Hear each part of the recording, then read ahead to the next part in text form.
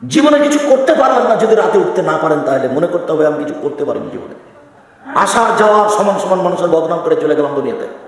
আর আপনি সহজ মনে করিয়েন না, প্রত্যেকটা বিপদ আছে সামনে। আপনাকে আমি আরো অনুরোধ জানিয়েছি এ অংশে যে আপনি আল্লাহকে কিছু বলতে শিখুন, ভালো হবে। মানুষের কাছে কিছু চায় না, মানুষ কিছু বলতে শিখিয়েন না। রাতে উঠে সুন্দর করে অজু করে 2 রাকাত সালাত আদায় করে যদি কিছু চান, স্বাভাবিকভাবে যদি চান, তাহলে এভাবে চাইবেন, এভাবে হাত তুলে থাকবেন। উপস্থিত বৈঠকে মুসলিম বোন দেখেন এদিকে, আবার গল্প করছেন নাকি? আপনার সাথে আমার কথা শেষ হলে আপনি একটু থামেন। আবার গল্প করছেন নাকি? মুখখান তোমাকে বন্ধ করতে বললাম, তুমি বুঝতে চাও না? স্বাভাবিকভাবে যখন কিছু চাইবেন তখন হাতুড়ি থাকবে কাঁধ সামনাসামনি, মিলেও থাকতে পারে ফাঁকাও থাকতে পারে। এটা হাদিসে কিছু উল্লেখ হয়নি। বলা হয়েছে স্বাভাবিক হাত তুলে দোয়া হলো এরকম কাঁধ সামনাসামনি। আর যখন মানুষ ইমতিহান এখনই দিতে হবে, এখনই দিতে হবে, দেওয়া হবে তারপরে কোনো করতে হবে এভাবে। এটা মিলেও থাকতে পারে ফাঁকাও থাকতে পারে। আল্লাহ নবী এই কথা কিছু বলেননি। এভাবে উঠছি, আগে দোয়া ইসমে আজম পড়তে হবে। ইসমে আজম, ইসমে আজম কি? আল্লাহুম্মা ইন্নী আসআলুকা বিআন্নাকা আনতাল্লাহ লা ইলাহা ইল্লা আনতাল আহাদুস সামাদুল্লাযী লাম ইয়ালিদ ওয়া লাম ইউলাদ ওয়া লাম ইয়াকুল লাহু কুফুয়ান আহাদ। যদি ইসমে আজম মুখস্থ না থাকে তাহলে দোয়া ইউনূস হলো ইসমে আজম। লা ইলাহা ইল্লা আনতা সুবহানাকা ইন্নী কুনতু মিনাজ জালিমিন। এটাও যদি না থাকে তাহলে সূরা ফাতিহার প্রথম 3 আয়াত আলহামদুলিল্লাহি রাব্বিল আলামিন আর রহমানির রহিম মালিকি ইয়াউমিদ্দিন, এ দিয়ে প্রশংসা করা হয়েছে। ওখানে কিছু বলতে হলে আগে প্রশংসা করতে হয়। প্রশংসা করলে খুব খুশি, হ্যাঁ তুমি ঠিক বলেছ, যেটা চাইবে সেটাই দিয়ে দেবো, বলো কি চাও। আর মানুষই তো প্রশংসা প্রিয়। একটা ধনী মানুষ আপনারা আপনার মাদ্রাসার জন্য টাকার কথা বলতে গেছেন, যাই বলছেন 10,000 টাকা দেবেন তো সমারোহ উপলক্ষে। তোমার কে গো? যাও ওইদিকে যাবো। জি আসসালামু আলাইকুম, আপনার কথা তো আমরা খুব শুনি, আপনি তো খুব প্রশংসনীয় মানুষ, আপনাকে সবাই ভালোবাসে। আমরা একটা বড় কাজ নিয়ে এসেছি, আপনার তো মহৎ উদ্দেশ্য, আপনার অনেক প্রশংসা শুনি, আমাদের একটু 10,000 টাকা দেওয়ার ব্যবস্থা করবেন। আচ্ছা ঠিক আছে, তাহলে আর একবার দেখা করো দেখি। একটা কিছু বলবে, মানে ও প্রশংসা প্রিয় মানুষই, আর ও তো বলছে যে আমি প্রশংসা করলে খুব খুশি হই, তা আলহামদুলিল্লাহ। ওই জন্য আল্লাহ নবী বলছেন আফজালুদ দুআ আলহামদুলিল্লাহ, সবচেয়ে উত্তম দোয়া হলো আলহামদুলিল্লাহ, প্রশংসা আছে যে, সেই জন্য খুব। আর সূরা ইখলাস পড়লে তিনবার পড়লে একবার কোরআন মাজিদ পড়ার সমান হয়। কেন? সূরা ইখলাস খুব দামি, শুধু তার গুণ বর্ণনা করা হয়েছে, ওতে তিনি খুশি। সূরা ইখলাস মানে পড়লেন আপনি, মানে উনি খুব খুশি হয়ে গেছে। হ্যাঁ ঠিক বলেছো তুমি, আমি কত জন্মদিনে, আমি ঘর থেকে জন্মদিনে, আমি হচ্ছে নিরপেক্ষ মুখাপেক্ষীহীন, আমাকে কেউ পারে না। আপনি যখন এরকম বললেন তখন আপনি বলছেন হ্যাঁ ঠিক আছে ঠিক আছে ঠিক আছে। 3বার পরে একবার কোরআন মাজিদ পড়ার নাকি দিয়ে দেবো, 3বার পরে একবার কোরআন মাজিদ পড়ার নাকি দিয়ে। আয়াতুল কুরসি পড়েন অনেক, আয়াতুল কুরসিতে কেন? আয়াতুল কুরসিতে এরকমই প্রশংসা আছে, তার উনি প্রশংসায় খুব খুশি। এই জন্য সুবহানাল্লাহি ওয়া বিহামদিহি সুবহানাল্লাহিল আযীম, এটা হলো সবচেয়ে ভারী নেকি দাঁড়িপাল্লা, এতে আল্লাহর প্রশংসা চেয়ে যাবে। তাই রাসূল বলছেন আফজালুদ দুআ আলহামদুলিল্লাহ, সবচেয়ে উত্তম দোয়া হচ্ছে আলহামদুলিল্লাহ। তো এখন আপনি ইসমে আজম পড়েন, যদি ইসমে আজম না পারেন তাহলে দোয়া ইউনূস পড়েন। দোয়া ইউনূস যদি না পারেন তাহলে প্রশংসার জন্য সূরা ফাতিহার প্রথম 3 আয়াত পড়েন। এরপরে দুরূদে ইব্রাহিম, দুরূদে ইব্রাহিম লাগবে কিন্তু, আল্লাহুম্মা সাল্লাল্লাহু বারিক আলা। দুরূদে ইব্রাহিম না পড়লে আপনার দোয়া উপরে যেতে যেতে থেমে যাবে। ওই দোয়া ইব্রাহিম, দুরূদে ইব্রাহিম ঠেকে রেখেছে, পড়ো যেতে পারবে না। লা ইয়াসাদু দোয়া, মানুষের দোয়া উপরে যাবে না, দুরূদে ইব্রাহিম ছাড়া। দুরূদে ইব্রাহিম পড়তে হবে, তাহলে আপনার দোয়া কোনো উপর দিকে যাবে। ও ঘেরে রেখেছে, তাহলে আগে বলেন প্রশংসা, খুব খুশি হয়ে গেছেন। এবার দুরূদে ইব্রাহিম পড়েন, তাহলে দরজা খুলে গেছে। এবার আপনি বলেন যে বগুড়া শহরে আমার 5 কাঠা জমির ব্যবস্থা করে দাও। এবার আপনি বলেন যে আমাদের আত্মীয় প্রতিষ্ঠানটাকে খুব বড় করে দাও। যারা যাই দায়িত্বে আছেন, সেক্রেটারি, সভাপতি, কমিটি, শিক্ষক, সবাইকে বলতে বাধ্য, বলতে দিন রাত বলতে হবে, তারপরে হওয়া না হওয়ার পরে। যত বলবেন তত খুশি, যত কম বলবেন তত অখুশি। উপস্থিত বৈঠকের দিনই মুসলিম বোন, 3 নম্বর হলো মাথা চঞ্চিরণী করে দিতে হবে। যেন আমার বোনদের মাথার চঞ্চিরণী করে দিতে পারে, সেই জন্য আমি আমার বোনদের সমবয়সের মেয়ে বিবাহ করিনি। 4 আতাকুম আলাইহিন্না, আমার স্ত্রী যেন আমার বোনদের উপরে পাহারা দিতে পারে। আমার স্ত্রী আমার বোনদের জন্য পাহারাদার, তোমার মা তোমাদের জন্য পাহারাদার। বলো কি পাহারা দিয়েছে বলো দেখি। তোমার মার জন্য 4টে জরুরি। 1 শিষ্টাচার, 2 বিদ্যা, 3 চিরুনি, 4 পাহারাদার। তোমার মা এই পরিবারে পাহারাদার। এনারা 8 মাদ্রাসা চালায়, একটা পাহারাদার রেখেছে। সকালে এসে হুমায়ুন দেখলো যে 2 ঘন্টা ঘুমিয়েছিল, তো হুমায়ুন তাকে বলছে হবে না বাবা তুমি যাও, পাহারা তুমি দিতে এসে ঘুমিয়ে আছো, হবে না বাবা তুমি যাও। এখন তোমার মাও পাহারাদার ঘুমিয়েছিল, কিছুই বললো না তোমাকে। এখন তোমার বাপের উচিত তোমার মাকে বলা যে তুমি যাও, হয়েছে। এটাই করতে হবে, আমি করতে আদেশ করিনি, পরামর্শ দিলাম। জরুরি 1 শিষ্টাচার শিখাতে হবে তোমার মাকে তোমাকে। 2 বিদ্যা, তোমার মাই শিখে দেবে। 3 চিরুনি করে দেবে, তোমাদেরকে পরিপাটি করে রাখবে, সাজগোজ করে রাখবে।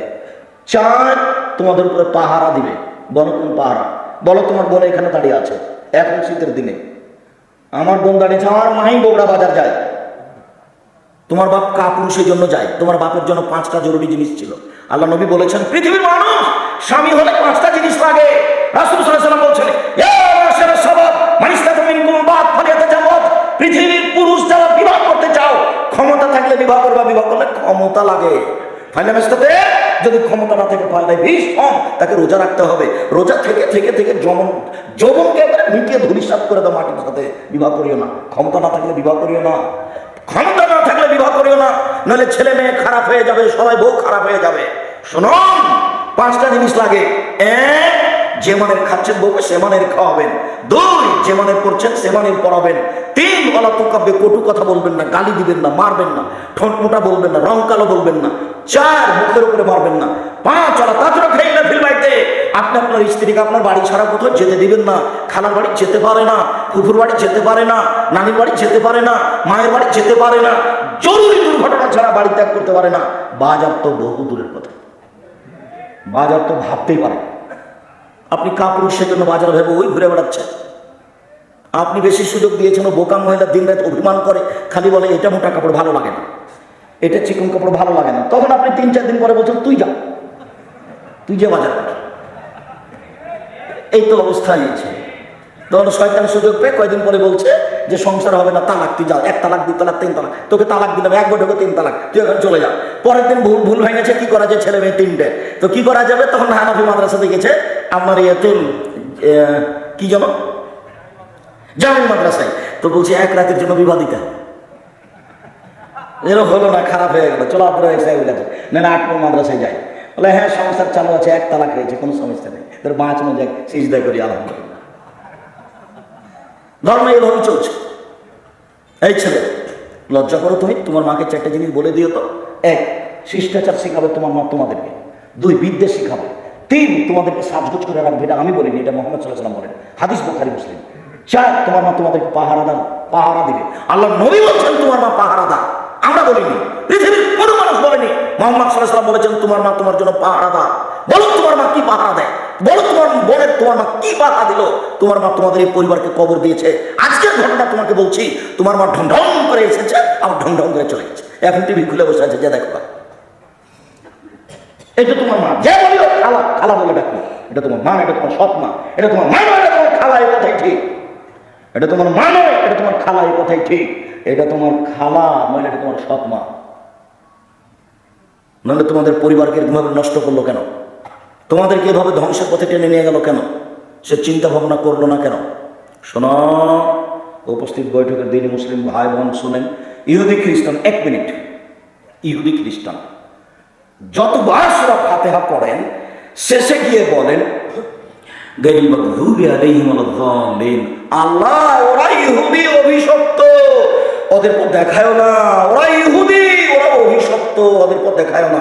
দাল্লিন, ওরা ভ্রান্ত, খ্রিস্টান, ওরা পথহারা, ওদের পথ দেখায়ও না, ওরা খ্রিস্টান, ওদের পথ দেখায়ও না। এই কথা বলো দিন নাই 24 ঘন্টা। আবার একটা বলছি শোনো, উপস্থিত বৈঠকের দিনে মুসলিম ভাই বোন একটু খেয়াল করেন। এই ছেলে ভাই এদিকে লক্ষ্য করো, তোর গায়ে হাত দিয়ে বসে আছো নাকি?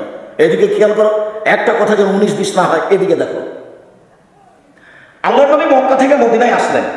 মদিনায় এসে দেখলেন যে মদিনার লোকেরা মুহররমের 10 তারিখে রোজা আছে। মদিনায় এসে দেখলেন যে মদিনার লোকেরা মুহররমের 10 তারিখে সিয়াম থাকছে। তাহলে রাসূল বলেন কি ব্যাপার, তোমরা মুহররমের 10 তারিখে সিয়াম থাকো কেন?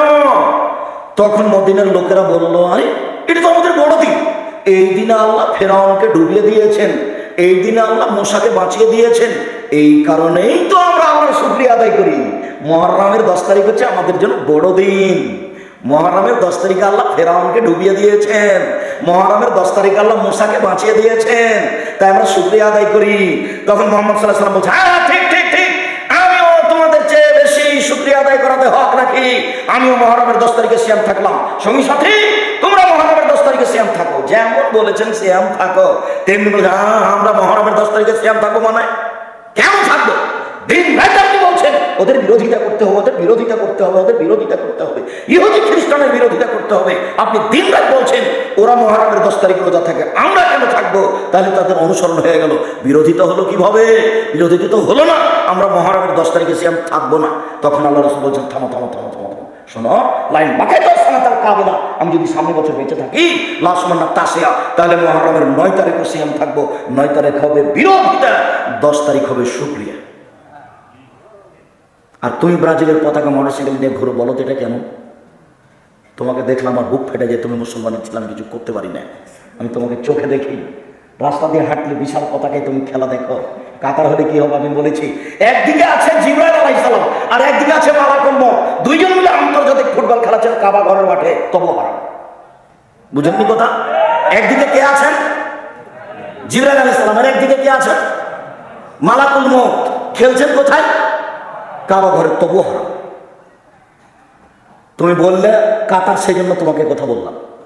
সারা পৃথিবীর তুমি তালিকা করে দেখো, কত মানুষ পুরুষ নারী তাই 1 মাস থেকে বসে আছে কাতারে গিয়ে, বাড়ি ভাড়া করে বসে আছে। 6 মাস থাকবে, 2 মাস থাকবে, 3 মাস থাকবে, টাকা পয়সা ধুয়ে ছেড়ে দেবে কাতারে, আর বেটি ছেলে নাচবে। এটাই কি আমার চলে এসেছে, বেশি দেরি নেই। মুসলমানদের বাড়িতে এসে মুসলমানদের মেয়েকে নিয়ে বিনোদন করবে ইহুদি খ্রিস্টান, তারই এটা পথ। দুবাইয়ের মাটিতে যেমন দেখা আছেন এইভাবে, এসব আরব দেশগুলো আমার দেখা আছে সব। ওদের মহিলারা তো এমনিতে আছে খালি কাপড় ছাড়াই, তো এখন ওরা বলছে তুই যে কাপড় পরে কেমনে থাকিস তোকে আমি দেখছি, এই জন্য এসেছে। একবার হুবহু শয়তানের সাথে মিলে আছে। আপনাকে একটু দেখাই, 1 মিনিটই ছিল, তোমাকে যে বারবার বলছি যে এক খেলে চেয়ে থাকো। দেখো এদিকে, এদিকে দেখো। জিবরাইল যখন আল্লাহ ইবলিসকে বললেন, এই ইবলিস সব সব সব তুই হচ্ছে রাজিব, বিতাড়িত, এখানে থাকতে হবে না, চলে যা। তখন ইবলিস বলছে, আচ্ছা আচ্ছা ঠিক আছে আমি চলে যাব, তবে আমার 2টা কথা। 1, কিয়ামত পর্যন্ত বেঁচে থাকার সুযোগ দিতে হবে, দিলাম। 2, আদম সন্তান কিভাবে জান্নাতে যায় সেটা আমি ছেড়ে দেব। তোমার মর্যাদার কসম, তোমার ইজ্জতের কসম, আল্লাহ তোমার সম্মানের কসম, ইবলিস আমি চিরদিনের জন্য আদম সন্তানকে পথ ভুলিয়ে জাহান্নামে নিয়ে যাব, নিয়ে যাবই যাব, এই কথা বলে চলে যাচ্ছে ইবলিস। তখন আল্লাহ বলছেন, ওয়া ইজ্জতি ওয়া মাকানি ওয়া ইত্তিফায়ে জালালি, আমি আমার মর্যাদার কসম করে বলছি, আমি আমার ইজ্জতের কসম করে বলছি, আমি আমার সম্মানের কসম করে বলছি, আদম সন্তান যতবার ক্ষমা চাইবে আমি ততবার ক্ষমা করে দেব।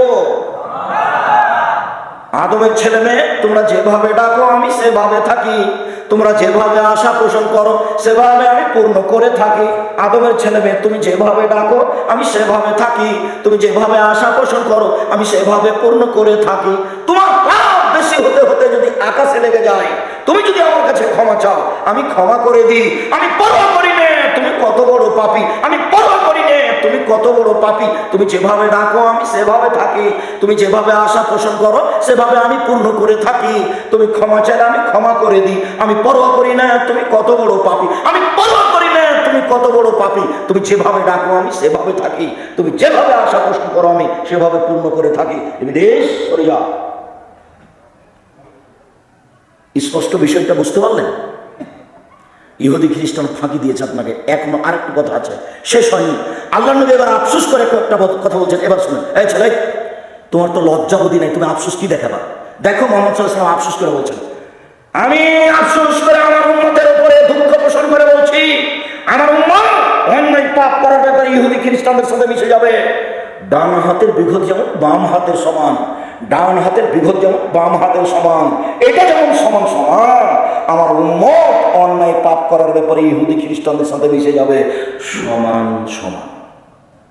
আবার বলছেন, পৃথিবীর মানুষ শুনে রাখো, ডান পায়ের জুতা যেমন বাম পায়ের সমান, ডান পায়ের জুতা যেমন বাম পায়ের সমান, সমান সমান যেমন আমার উম্মত ইহুদি খ্রিস্টানদের সাথে অন্যায় করার ব্যাপারে মিশে যাবে তেমন। আবার বলছেন, আমি দুঃখ করে বলছি, ইহুদি খ্রিস্টান যদি মার সাথে জেনা করে থাকে, আমার উম্মত মার সাথে জেনা করবে। এগুলো তিনি আমাদের উপর আফসোস করে বলে রেখে গেছেন, হাদিস সব বুখারী মুসলিম। আর আমরা তার পতাকা নিয়ে ঘুরছি। এখন তুমি বুঝো যুবক, তোমার যদি একটু হিতাহিত জ্ঞান থাকে, তোমার যদি সামান্য তোমার হিতাহিত জ্ঞান থাকে, তাহলে তুমি ব্রাজিলের পতাকা মোটরসাইকেলে কেন এখনই ফেলে দিয়ে পেশাব করে যাবা, পেশাব করে দেবো, আমি তোমার সামনে থুতু দিয়ে দিলাম। সম্মানিত দিনী ভাই বোন, সম্মানিত দিনী বোন, আপনাকে আমি আবার অনুরোধ জানিয়ে সামনের দিকে চলে গেলাম। অনেক আফসোস আপনার উপরে থেকে গেল। পরিবার আপনি নষ্ট করেছেন, পরিবার আপনি ধ্বংস করেছেন। আল্লাহর কাছে ক্ষমা চেয়ে পরিবারকে সুন্দর করার চেষ্টা করেন। আপনি চেষ্টা করলে কিছু আগাতে পারবেন ইনশাআল্লাহ। আমি আপনাকে দোয়ার কথা বলে গেলাম, দোয়া করে পরিবারের জন্য আল্লাহকে বলেন, এবং আপনি যা করেছেন করেছেন, এখন ঠিক হয়ে যান। আপনি 4টা কাজ করেন, আপনার জন্য জান্নাতের সব দরজা খোলা। যদিও রাসূল সাল্লাল্লাহু আলাইহি ওয়াসাল্লাম বলছেন জাহান্নাম বলতে নারী আর নারী, জাহান্নাম বলতে নারী আর নারী, জাহান্নাম বলতে নারী আর নারী, জাহান্নামের অধিকাংশই নারী। এরপরে মুহাম্মদ সাল্লাল্লাহু আলাইহি ওয়াসাল্লাম বলেছেন, মহিলারা যদি 4টা কাজ করতে পারে, জান্নাতের সব দরজা খোলা। যদি 4টা কাজ করতে পারে, জান্নাতের সব দরজা খোলা। 1, 5 ওয়াক্ত সালাত, 2, রমজান মাসে সিয়াম রোজা, 3, স্বামীকে মেনে চলা, 4, জেনায় লিপ্ত না হওয়া। আব্দুর রাজাক সাহেব, একটু শোনেন। আমরা আটমল এলাকার মহিলা, আমরা গ্রামের নারী মহিলা, আমরা প্রথম 3টা কাজ করতে পারি। 1, 5 ওয়াক্ত সালাত আদায় করি। 2, রমজান মাসে সিয়াম থাকি। 3, আমরা জেনায় লিপ্ত হই না, জেনা করি না। 4, তবে স্বামীকে মেনে নিতে পারি না। কেন? স্বামীর মুখ খারাপ, ও খালি গালি দেয়, ও খুব গালি দেয়, আর ও খালি বড় মোবাইলে ল্যাংটা মেয়ে দেখে, ওকে সহ্যই করতে পারি না। ওর চাল চরণ, ওর চরিত্র আমার কাছে এত খারাপ যে রান্না বান্না হলে আমি মেয়েকে বলি যে তোর বাপকে খাবার দিয়ে, আমি যেতে পারি না। বৌমাকে বলি তোমার শ্বশুরকে খাবার দিয়ে আসো। ঠেলাই পড়ে যদি আমি একবার যাই পানি নিয়ে, তো গিলাসটা এইভাবে ঠেলে চলে, ওর মুখের কারণে, ওর স্বভাবের কারণে। আমি আপনার সাথে একমত, এই কথাই ঠিক। এই ছেলে, এই কথাই ঠিক। এখানে এমনও যুবক আছে, শত যুবক আছে, যার হাজারো মেয়ের সাথে জেনার সম্পর্ক আছে, যার মোবাইলে দিন রাত ল্যাংটা মেয়ে আছে, দিন রাত। শোনা, তোমাকে আমি একটু আশ্বস্ত করি, তুমি যদি আজ মোবাইলের নোংরা মেয়ে ছেড়ে দিতে পারো, তাহলে বিচারের মাঠে, তুমি বিচারের মাঠে 7 শ্রেণীর মানুষ ছায়াতলে থাকবে, তার মধ্যে তুমিও থাকবা ইনশাআল্লাহ। তুমি ফিরে আসো। আর মোবাইলের আর একটা নাম হলো জেনা, মোবাইলের আর একটা নাম হলো জাদু। পেশাব পায়খানাতে মানুষ মোবাইল নিয়ে যায়, তার মানে মোবাইল হলো জাদু। জেনা কি করে? আইনানের তাজমিনের জেনা হল নাজর, 2 চোখের জেনা হচ্ছে চোখ দিয়ে দেখা। আর ওজনানের জেনা হল ইস্তেমা, 2 কানের জেনা হচ্ছে কান দিয়ে শোনা। তোমার 2 কানে ইয়ারফোন লাগা আছে, গান চলছে ইন্ডিয়ার, আর তোমার চোখের সামনে ল্যাংটা মেয়ে আসছে। অনিয়ার জেনা হল বাদশ, হাতের জেনা হচ্ছে হা দিয়ে ধরা। আর রিজের জেনা হল মাসি, পায়ের জেনা হচ্ছে পা দিয়ে চলা। জেনাল কালতাতান্না তস্তাহি, অন্তরের জেনা হচ্ছে পরিকল্পনা করা। জেনাল নেলাসনুৎক, আর জিবার জেনা হচ্ছে কথা বলা। এগুলো সব জেনা। শোনেন, একটা কথা চট করে মনে পড়লো, একটা হাদিস মুসলিম, দেখি আপনাকে আমি বুঝাতে পারি কিনা। গত জুমায় আমি বলছিলাম, আমি চেষ্টা করছি আপনি এক খেয়ালে চেয়ে থাকেন, তো আপনাকে আমি বুঝাতে পারি কিনা। এইরকমই একদিন বৈঠকে আল্লাহ নবী বলছেন, ইস্তাহিউ মিনাল্লাহি হাক্কাল হায়া, পৃথিবীর মানুষ তোমরা একটু আল্লাহকে সত্যই লজ্জা করো। পৃথিবীর মানুষ তোমরা একটু আল্লাহকে সত্যই লজ্জা করো, তোমরা একটু আল্লাহকে লজ্জা করো। তো সাহাবীগণ বলছেন, ইন্না নাস্তাহি মিনাল্লাহি, আমরা সত্যই আল্লাহকে লজ্জা করি। আল্লাহ নবী, আমরা আল্লাহকে লজ্জা করি। তখন আল্লাহ রাসূল বলছেন, লাইসা কাযালিকা, না না না না না, তুমি যেটা বুঝেছো সেটা নয়, তুমি যেটা বুঝেছো সেটা নয়। মান ইস্তাহি মিনাল্লাহি হাক্কাল হায়া, যে ব্যক্তি আল্লাহকে সত্য লজ্জা করে, তার 4টা কাজ জরুরি। 1, ওয়াল ইয়াহফাজ রাসাহা ওয়া মাওয়া, সে যেন মাথাকে হেফাজতে রাখে, এবং মাথার সাথে যত কিছু আছে এর সাথে কয়েকটা কথা আছে। 2, ওয়াল ইয়াহফাজ বাতনাহু, সে যেন তার পেটকে হেফাজতে রাখে। 3, ওয়াল ইয়াসকুর বিলাল মাউতা, সে যেন মরণকে স্মরণ করতে পারে। 4, সে যেন পরকালকে স্মরণ করে দুনিয়া ত্যাগ করতে পারে। এই চারটা যে করে সেই হলো সত্যই সত্যই আল্লাহকে লজ্জা করে। এক, মাথাকে হেফাজতে রাখা। মাথা মানে গলা থেকে উপর দিকে হেফাজতে রাখা। এক নম্বরে হলো চক্ষু। চক্ষুকে হেফাজতে রাখে যে, সেই মাথাকে হেফাজতে রাখে। বলো তোমার মোবাইলের কি খবর? দুই, কানকে যে হেফাজতে রাখে সেই মাথাকে হেফাজতে রাখে। বলো তোমার কানের ইয়ারফোনের কি খবর? তিন, মুখ জিহ্বাকে যে হেফাজতে রাখে সেই মাথাকে হেফাজতে রাখে জিহ্বা। 1 মিনিট, রাসূল সাল্লাল্লাহু আলাইহি ওয়াসাল্লাম বলছেন, পৃথিবীর মানুষ শুনে রেখো, তোমরা যদি দুইটা জিনিসের জিম্মেদারি নিতে পারো, আমি মুহাম্মদ সাল্লাল্লাহু আলাইহি ওয়াসাল্লাম তোমাদেরকে জান্নাতে নিয়ে যাওয়ার জন্য জিম্মেদারি নিলাম। এক, মুখকে যে হেফাজতে রাখবে আর যে লজ্জা স্থানকে হেফাজতে রাখবে, জেনায় লিপ্ত হবে না, আমি মুহাম্মদ সাল্লাল্লাহু আলাইহি ওয়াসাল্লাম তাকে জান্নাতে নিয়ে যাব, আমি জিম্মেদারি নিলাম। ছেলে বসো। ওই ছেলে উঠলো কেন? ব্যস্ত হয়ে না। আমরা এক পর্যায়ে, আমি তো আর আব্দুল্লাহ বিন ফজল নই যে ভোর পর্যন্ত বক্তব্য দিব। আব্দুল্লাহ বিন ফজল রাহিমাহুল্লাহ আমার শোনা কথা ঘন্টার ঘন্টা বক্তব্য দিতেন। তো আমরা তো অত বক্তব্য দিতে পারি না, আমাদের কাছে অত বিদ্যাও নেই। আমরা আপনার তাকিয়ে থাকতে থাকতে দেখবেন কথা শেষ হয়ে গেছে। তো আল্লাহর নবী যে বললেন যে মাথাকে হেফাজতে রাখতে পারে সেই আল্লাহকে সত্য সত্যই লজ্জা করে। তো মাথাকে হেফাজতে রাখার 1 নম্বর পথ হলো চোখ, 2 নম্বর পথ হলো কান, 3 নম্বর পথ হলো মুখ। আল্লাহ রাসূল বলছেন, সঙ্গী সাথী বলতে পারো মানুষকে পিছন দিক থেকে ধাক্কা মারে জাহান্নামে নিক্ষেপ করে কি? সঙ্গী সাথী বলতে পারো মানুষকে পিছন দিক থেকে ধাক্কা মারে জাহান্নামে নিক্ষেপ করে কি? সঙ্গী সাথী বলতে পারো মানুষকে পিছন দিক থেকে ধাক্কা মারে জাহান্নামে নিক্ষেপ করে কি? এ কথা বলতে বলতে বলছেন ফাঁকা দিলে শোনাও, জিভাটা ধরে নিয়েছে, জিভা মানুষকে পিছন দিক থেকে ধাক্কা মারে জাহান্নামে নিক্ষেপ করে। মুখকে যে কন্ট্রোলে রেখেছে সেই সত্য সত্য আল্লাহকে লজ্জা করেছে। শুনুন, আল্লাহ নবী বলছেন বাঁচার পথ 3টে, তার একটা হলো মুখ কন্ট্রোল রাখা। যে মুখকে কন্ট্রোলে রেখেছে, হেফাজতে রেখেছে, সেই জান্নাতে যাবে, সে বেঁচে গেছে। 2, পেট, পেটকে হেফাজতে রাখা মানে হারাম না খাওয়া। 3, মরণকে স্মরণ করা, মরণকে স্মরণ করা। এই ছেলে, একটা কথা আমার উপরে বলা হয়েছে, দেখো তো তুমি এই হাদিসটা অনুবাদ ঠিক করে, আমি বলছি তুমি একটু খেয়াল করো তো। আমার ব্যাপারে বেশ কিছু কথা বলা হয়েছে, তার একটা বলা হয়েছে যে আব্দুর রাজ্জাক সাহেব বলেছেন মুহাম্মদ সাল্লাল্লাহু আলাইহি ওয়াসাল্লামের বাপ মা জাহান্নামে যাবে। আমি বলেছি এ কথাই ঠিক, আমার উপরে অন্যায়ভাবে নানান কথা বলা হচ্ছে, এ কথাও ঠিক। আপনি একটু হাদিসের অনুবাদ, আবু হুরায়রা রাদিয়াল্লাহু তাআলা আনহু বলছেন, আল্লাহর নবী একদিন তার মায়ের কবর জিয়ারত করতে গেলেন। ফাদা, মায়ের কবর জিয়ারত করতে গিয়ে কাঁদতে লাগলেন। ওয়াক্কামান হাওলাহু, আশেপাশে যারা ছিল সবাইকে কাঁদিয়ে দিলেন, দিয়ে বলছেন, শোনো তোমরা, ইন্নী ইস্তাজামতু ফি আন আস্তাগফিরা লাহা, আমি আমার মায়ের জন্য ক্ষমা চাওয়ার অনুমতি চাইলাম। আল্লাহ আমাকে একটু অনুমতি দাও না, আমি আমার মায়ের জন্য একটু ক্ষমা চাই তোমার কাছে, আমাকে একটু অনুমতি দাও। আমি একটু বলি যে আল্লাহ তুমি আমার মাকে ক্ষমা করো, আমি একটু বলি আমাকে অনুমতি দাও। ফালাম ইউজাল্লি, আমাকে অনুমতি দেওয়া হলো না। না না না না না না, তুমি তোমার মায়ের জন্য ক্ষমা চাইতে পারো না। না না না না, তুমি তোমার মায়ের জন্য ক্ষমা চাইতে পারো না, তুমি তোমার মায়ের জন্য ক্ষমা চাইতে পারো না। ওয়াস্তাজামতুহু, আমি তখন তার কাছে আবার অনুমতি চাইলাম, আন আযুরা কবরহা, আমি তার কবর একটু দেখতে যাব, জিয়ারত করতে যাব। ফাওয়াজানালি, আমাকে অনুমতি দেওয়া হলো, যাও তোমার মায়ের কবর দেখে আসো, তবে কবর পাশে গিয়ে বলতে পারবো না আমার মাকে ক্ষমা করো। এই ছেলে, বলো তো কি বুঝলে তুমি? যে নবী মায়ের জন্য ক্ষমার কথা বলতেই পারে না, সেই মা জান্নাতে চলে যাবে কিভাবে? বলাই নিছে, বুঝাতে পারলাম না মনে হয়। হাদিস মুসলিম, কথা মনে হয় বুঝাতে পারিনি ভালো করে। আবার বলি, আমার দিকে একটু খেয়াল করেন তো, কথাটা আবার বলি। আল্লাহর নবী কবর জিয়ারত করতে গেছিলেন কার? মায়ের। দিয়ে কেঁদে ফেলেছিলেন, আশেপাশে যারা ছিল সবাই কেঁদেছিল।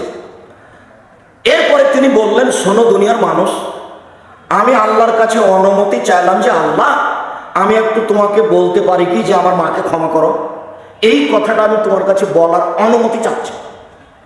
তখন আল্লাহ আমাকে অনুমতি দিলেন না। বুঝা গেছে?